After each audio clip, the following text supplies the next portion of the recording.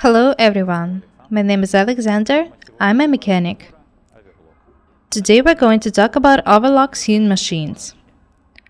I'm often asked if an overlock is actually that important. People ask if having a lock-stitch sewing machine is enough. I think that it's not. You need an overlock. At least due to the fact that in an overlock there are the blades which cut edges in such way that there are no visible threads. Overlocks make beautiful, accurate seams. The question is which overlock to buy. Household, industrial, in which thread formation, 1, 2, 3, 4 or 5? I believe the 3-thread overlock is not the best option. There is nothing in it that can be done on a 4-thread overlock. Price is also almost the same, but there are much more functions a 4-thread overlock can perform. 4-thread overlocks are mostly used for knitted fabrics. It's very important to decide which fabrics you're going to work with mostly. 4-thread overlock is perfect for knitted fabrics, but if you mostly work with textiles, 4-thread overlock would be a better choice for you. The next question is, which overlock to buy, household or industrial? Let's talk about advantages and disadvantages. Of course, a household one is smaller. It's very convenient if you don't use it often or if you don't have much free space. There are also much more operations a household overlock can perform. It can serve as 3-thread, 4-thread overlock, and it can also make rolled hem. There are not so many options in industrial overlocks. They can be either 4-thread, 5-thread, or rolled. At the same time, industrial overlock is much faster, and it can operate non-stop much longer. Reliability rate is also higher. If you come to a shop, you'll be told that you can process any fabric with an overlock, from chiffon to denim. It's not fully true.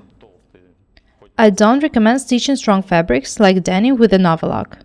This can lead to damaged machines, broken needles, and needle plates. Household machines are not suitable for stitching strong fabrics. This is a household overlock I found in Balksta Fashion House. This is a good overlock, but I wouldn't choose it for myself. I'd better buy Juki 654. It costs less, but it's not worse at all. Anyway, it's up to you which one to choose. I'll use this one to tell you how to take care of an overlock, what to pay attention to, and so on. To make this overlock work properly longer, you need to clean it and then oil.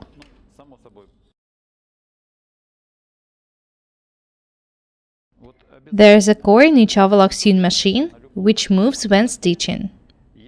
Here it is. You should oil it. Don't use too much oil though. 1 drop is enough.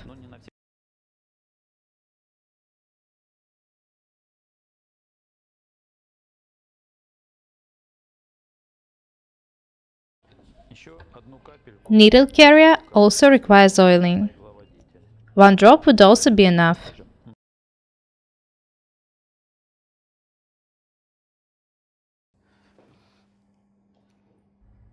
If you don't do it, these details will break, and it's very hard to fix them. If you use an overlock every day, oil it once in 2 days. Anyway, do it regularly. Let's talk about cleaning. I'll show you what you need to do regularly. Of course, these parts should be cleaned. Use pincers or a small brush to do it. This is not the only part which requires cleaning. Raise a needle, raise a foot. You can even detach it.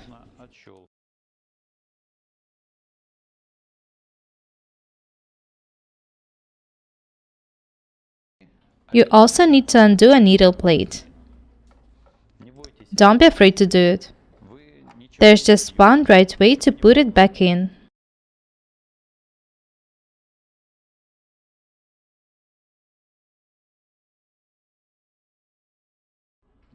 You won't make a mistake. You can be sure about that.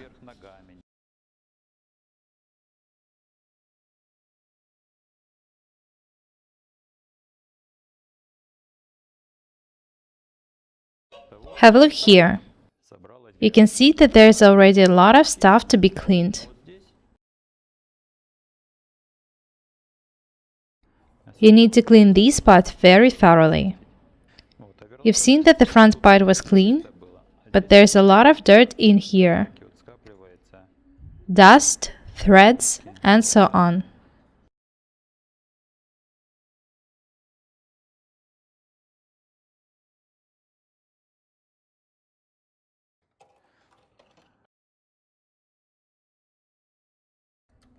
I've detached the food for it not to be an obstacle.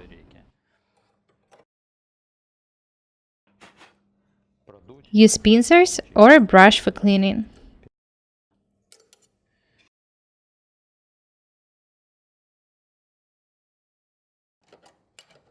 I also want to show you some peculiarities of thread changing. It's not necessary to take the thread out and then insert a new one going through all the details. You can just attach a new thread with a knot and pull them this way. Have a look here.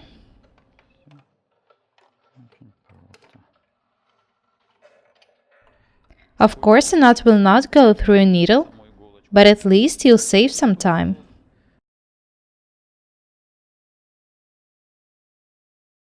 The only thing left to do is to thread a needle.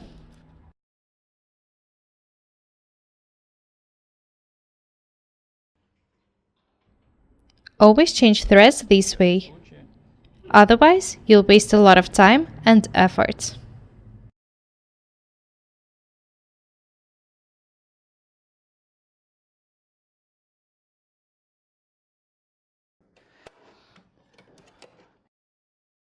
One more important detail is the differential feed dial.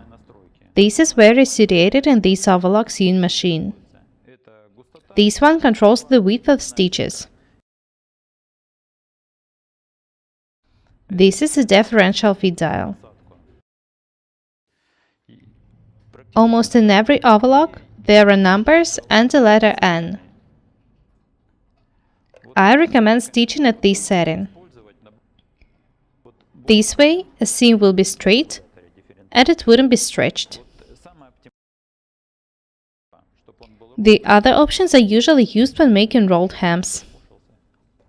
This detail controls the foot pressure.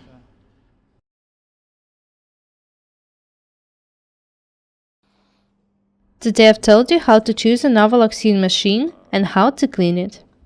It's up to you to choose whether you want to buy a household or an industrial one. I just tell you about their disadvantages and advantages. This is a household overlock. It's not big and it's multifunctional. Next time I'll tell you about industrial overlocks. That's all for today. My name is Alexander. Subscribe to this channel. Goodbye.